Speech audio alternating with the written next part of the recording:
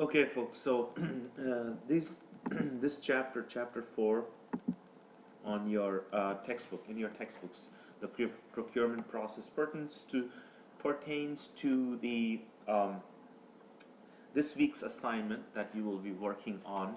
Um, some people call this module purchasing, some people call it procurement. So basically, the idea is we are looking at what processes, what steps does a company go through when purchasing um, materials from a vendor or a supplier.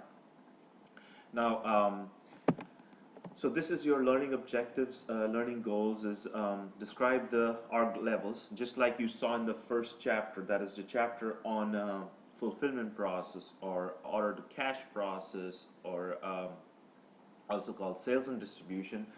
You will learn the organizational levels, okay, and then you will talk about this chapter talks about the categories of the master data that are relevant to the procurement process, then the key concepts in the procurement process, then the steps in the procurement process, and what the documents and what data information are relevant to the procurement process.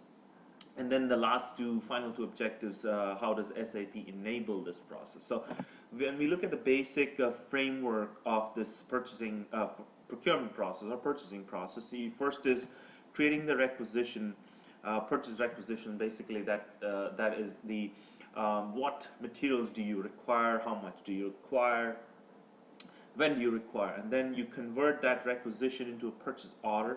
And then once the materials are received in your warehouse, you account for it, make sure that the accounting is informed. Then the accounting receives the invoice from your vendor and supplier and makes the payment or sends the payment to your vendor or supplier. Okay, now also let me just give you a sort of a heads up, is that this chapter has 115 slides, and I'm not going to be talking about each and every slide. I'm going to be, as you see in this video, I'll be skipping slides basically, and stop at the ones that are really important and the ones that you should really be picking up. Okay, so when we talk about the organizational data, the levels, you have the client, the company code, the plant, the storage location, and then you have a purchasing organization and a purchasing group. So those are the two organizational levels that you haven't seen in the sales and distribution module or the previous week chapter that you looked at. So that's something to see what they are. So a plant is any location, as you've seen, that has valuated stock, does production planning, products and services are created. It could be a factory, it could be a warehouse, a distribution center. Can be assigned only to one company code. CC is a company code, and a company code can have many plants. A storage location placed within a plant where materials are stored, areas designated for different types of material. Sophisticated divisions. A plant must have at least one storage location, and a storage location can belong to only one plant. And this is the hierarchical structure given in this picture. So you can look at this. You see here, this is the client, this is the company code within which you have plants, within which you have storage locations. Then you come to the purchasing organization. So what is that? Identify and select vendors. So purchasing organization is responsible to identify, select vendors. So in the purchasing process, negotiate general terms and conditions, determine pricing conditions, and can be at three levels: enterprise level, company level, and at the plant level. So at the enterprise level, this is known as the cross-company code level. One purchasing organization assigned to all company codes. Okay, then this is how it looks like. This is the purchasing organization, this is the client, this is the company code. This is one purchasing organization across all company codes. Then you have company level purchasing organization, where you have a purchasing organization across all plants. Okay, and then you have the plant level purchasing organization. And then so basically, just make sure that you understand these three levels. Like I said, when you go back here, purchasing organization and purchasing group are the ones that are the two new organizational levels, and within which purchasing organization has three levels: enterprise, company, and plant level. Okay, now moving on, like I said, I will be skipping the slides that are not that you should be reading, but that I'm not going to be going over because they're not like really important in the sense that they're not the salient or the most important topics in this chapter. Then you master data. So you have, like you had in the sales and distribution chapter, you have material master data, vendor master data, purchasing info record, and conditions. These are part of the master record. So material master, what will they have? All the data about the materials. Then they're talking about the different views here, different organizational levels. Vendor master, all information about the vendor, what all info, the data that is relevant to the vendor master, all these different types of views, vendor general data, accounting data, purchasing data. And then purchasing information record, which is also part of a master record, which relates to vendors and materials. One information record per combination of vendor and material. This contains general data, conditions, vendor data, and text notes, special notes. Okay. And then conditions is also part of the master data, where pricing conditions are there.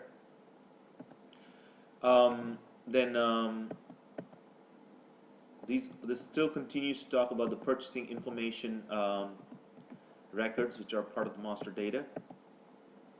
Okay, so another thing that you will have to determine when you are doing a purchasing is who's going to basically, what's the general ledger account that is going to be assigned to the purchase order. Okay, so account assignment categories used when purchasing material without a material master. You could have a general ledger that has a part of the assets, production order, cost center, sales order, or project.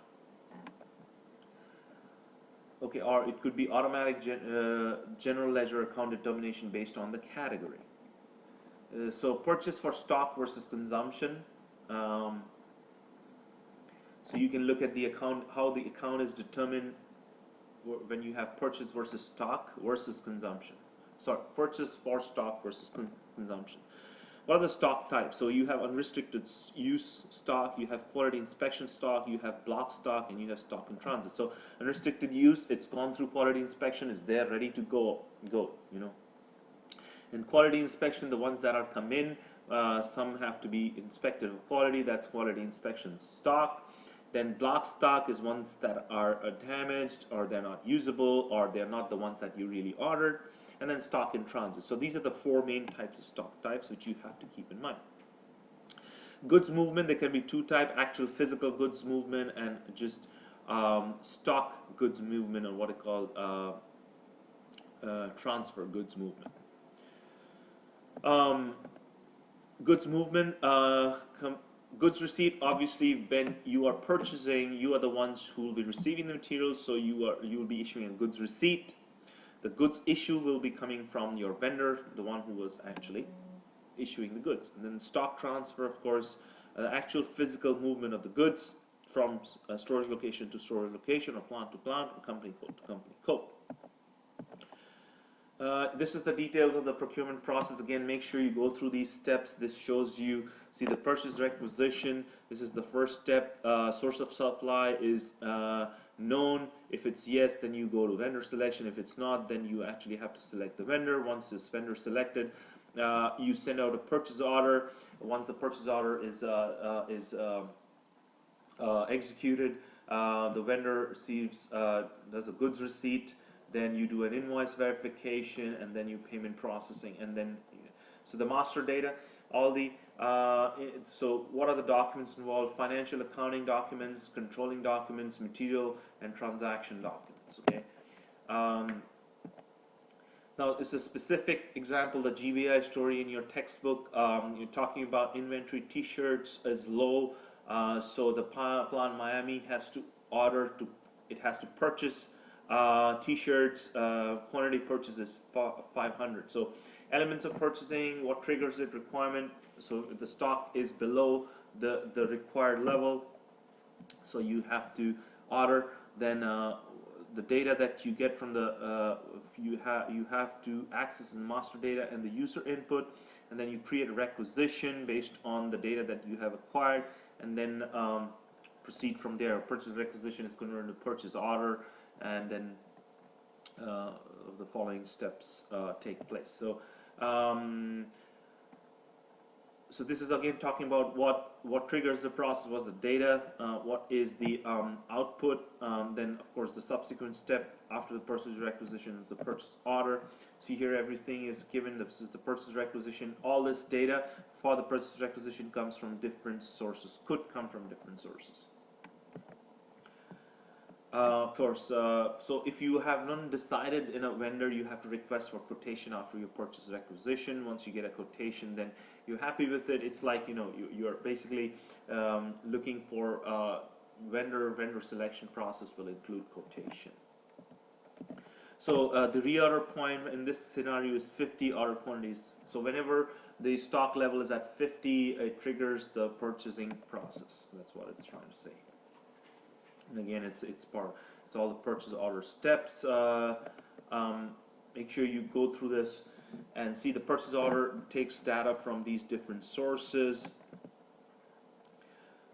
This is the purchase order structure. It talks about how the purchase order form really looks like in the SAP environment.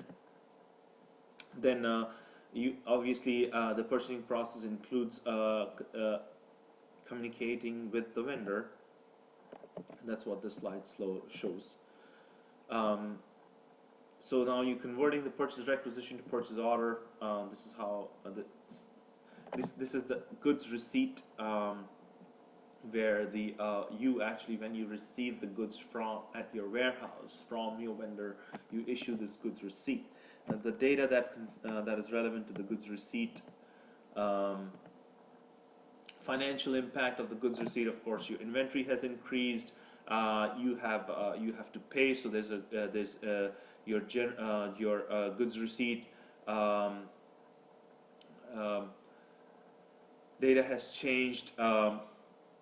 You are crediting an amount of $7,500. So each T-shirt, in this case, the GBS, in order to talk about ordering 500 T-shirts, each worth $15. So if you multiply 500 times 15, you'll get 7,500. That's the credit that's showing that you have to pay to your vendor. So that's the financial impact. That's what's showing. Materials and accounting. So this is again the integration steps. This is what happens in your accounting when the purchasing process takes place. Verification invoice. Obviously, you want to make sure that the invoice is right. It's what it has. It equals the amount that you purchase it. It actually shows you the materials or the products that you ordered, the goods that you ordered, etc. And this is all the invoice verification step that your accounting department will conduct. And this is for the invoice verification data coming from different sources. Okay, obviously, purchase order has to be tallied with the invoice that your vendor has sent you. That's why it shows the purchase order and the invoice verification. They are tied together. Invoice verification outcomes. Your general ledger, depending on what account you've selected, is updated. Your purchase history is updated. Material master is updated because you have more in stock now. Financial impact verification. We've talked about this. So your vendor is basically there's a transaction between you and your vendor. That's what's shown here. Then this is the payment step that, once you receive the invoice, you verify the invoice, then you have to proceed to make the payment. Then this all talks about the payment processing. You can do it manually or via automatic payment program that you have in place. The data that you need for vendor payment. Integration with the process. I always make sure that this is a slide that you should focus on, that talks about what are the integration points here. So you did procurement, what else changed? Material planning changed, okay? There's then financial, change in data in the financial accounting, managerial accounting, plant maintenance, inventory and warehouse management. So these are the integration points that you have to understand. Then the remaining slides in this chapter talks about reporting the data, reporting what you did in your purchasing. So this is all part of the, again, as I like to call it, the analytics and data management part. One of the things that SAP allows companies to do is to do very, very efficient reporting in terms of reporting, meaning taking care of all the data, making sure that they have the data that they need for to understand their business, and in this specific case, understand the purchasing process, how efficient it is, what are the the main issues, what points of improvement can be done, etc. So these are all reporting.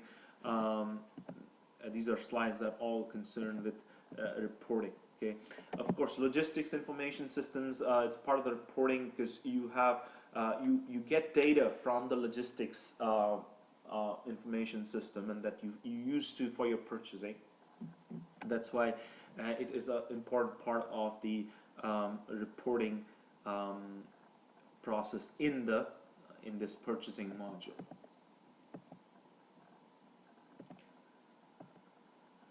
All right, folks, this is the end of the chapter. So like I said, this is your purchasing, this chapter 4 in your textbook, which is called Procurement Process in the textbook, is a part of the purchasing module.